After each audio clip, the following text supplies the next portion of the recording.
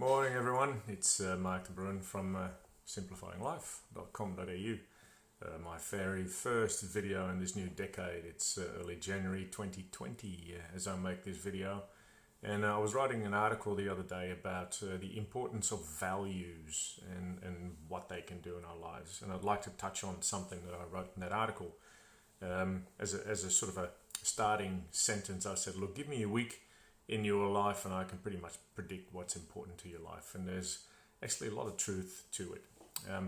Values are the things that we say when we ask ourselves the questions, what is really important in your life? Now, they can be words like achievement, success, love, friendships, but they can also be actions, or they can be pursuits, or they can be all sorts of stuff. So it's not necessarily one word, it's just what you tend to spend most time, most money, most energy, most effort, most thinking, most talking, and most of all, most behavior on. So generally you'll find that people act out their most prominent values, their top values. And that's why it has some sort of psychological truth to say, look, give me a week observing your life and I can tell you what your values are, because we act them out.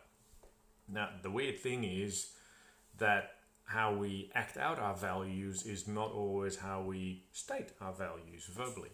So I might say that I find health very important in my life, but if I spend a lot of time eating burgers and drinking beer and doing all sorts of stuff and not a lot of exercise, then I might think that health is very important in my life, but it's probably not that important because my actions show me different. Another example, we might say that we think family is a really important element of our lives, and we probably mean that.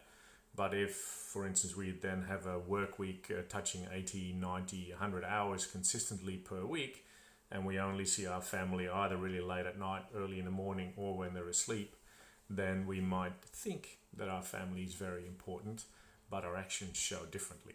Yeah, and so what we say that our values are is not always how we act our values out. So values are the measuring stick by which we judge our lives, and also how we give our lives priority. And most of those values, most of the things that we find important, are entirely subconscious. We just act them out. We vote a particular way because our parents always voted that way. We work a certain amount of hours because that's regarded as normal within our industry. A simple example was when I was still a lawyer, where it was normal to sometimes still be in the office at 10:30, 11:30 at night, which I absolutely did not find normal, but it was the accepted norm within the industry. I didn't do that much.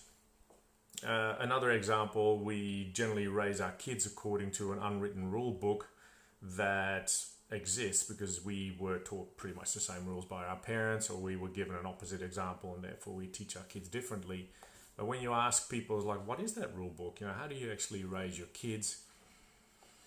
We often don't know. We just raise our kids because we think that's what's important and that's the lessons that we want to give them. But to actually really ask about what those rules are and what the standards and the principles and the morals are that you try to teach your kids, not too sure. Some we are, some we're not. Now, values not often, but obviously change as we grow older.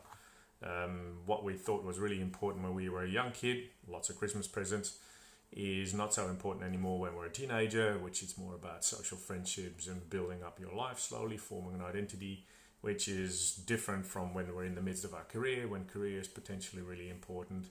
And then slowly as we get older, then health most likely starts to become a little bit more important because we might find a bit of creaking and cracking and whatever else.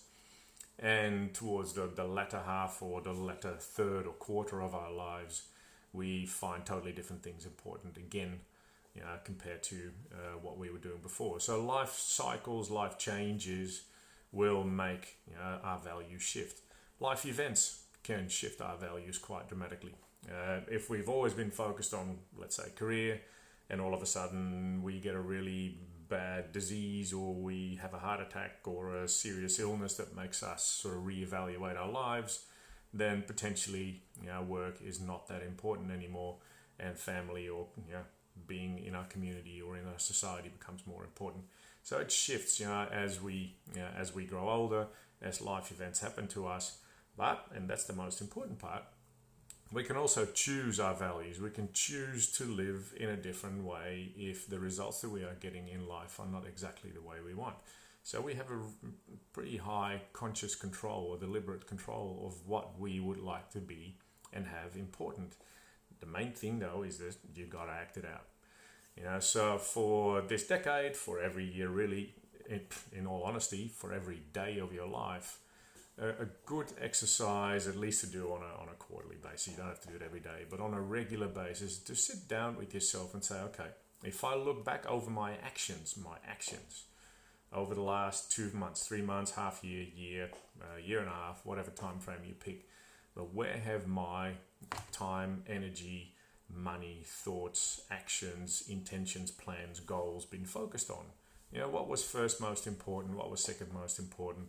Where did I spend most of my time? That will show you where your values are. And again, they could be words, they could be sentences, small phrases, but you'll come up with a list of things in brutal honesty to say, well, where did I spend all that time, money, and energy? Write a list of about 10 items, just keep going and look at things like personal development, professional development, family, health, finances, career, social, as in your friendships, maybe also spiritual, where you're looking for some purpose or spiritual truths or whatever else. So look in those areas of life, and also fun and recreation, your leisure needs to be in there as well. So how did you spend your time? What was most important, second most important, etc. Now, the second thing you want to do is ask yourself, is that still a good list? Is that list still current? Is that list still in line with what I want to have or what I want to be important from this point forward? Is this still okay? If so, awesome, keep it up, and then check in with yourself a couple of months from now. If not, then it's time to start making choices. So the third step in that line is either insert new values into your top 10.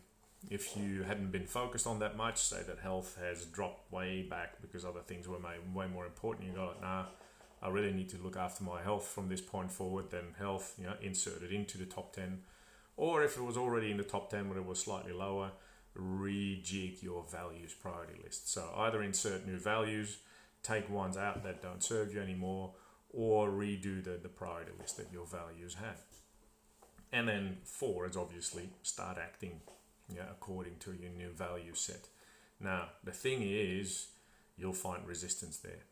Habits form, and habits are sometimes pretty hard to change because habits are habits, and our brains like them because our brains like to run on autopilot. So if you found that the order of your priorities or the quantity, the quality of your values have shifted, what was where, do you need to take old ones out, new ones in, then you'll find as you start to put some discipline and some persistence in that, you'll find some resistance. And that's okay, that's the whole idea.